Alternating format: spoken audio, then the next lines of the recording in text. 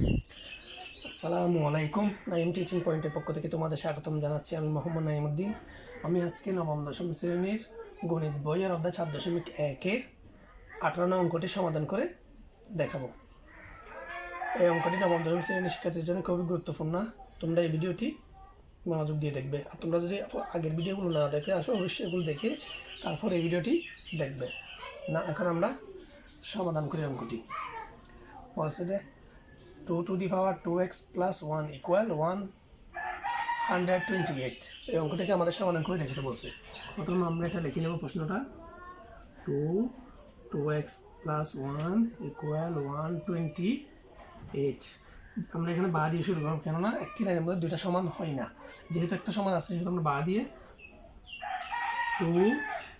2x plus 1 equal, আমরা জানি যেহেতু একটা জিনিস খেয়াল করবো, যেহেতু এই পাশে বেসটা 2 আছে সেহেতু আমরা এই পাশেরটাকেও বেস 2 রেখে ভাঙার চেষ্টা করবো।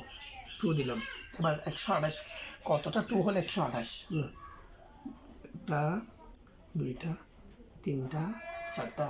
2 দুগুণ 4, 4 দুগুণ 8, 8 দুগুণ 16, 16 দুগুণ 32, 32 দুগুণ 64, 64 দুগুণ 128। দুইটা, তিনটা, চারটা, পাঁচটা, 7টা। 2 এর উপর 7 দিলে 128 হয়। একটা জিনিস খেয়াল করবে, দুনো পাশের বেস 2, সেজন্য আমরা কি করবো, 2টা লাগবে, 2 বাদ দিয়ে দিব।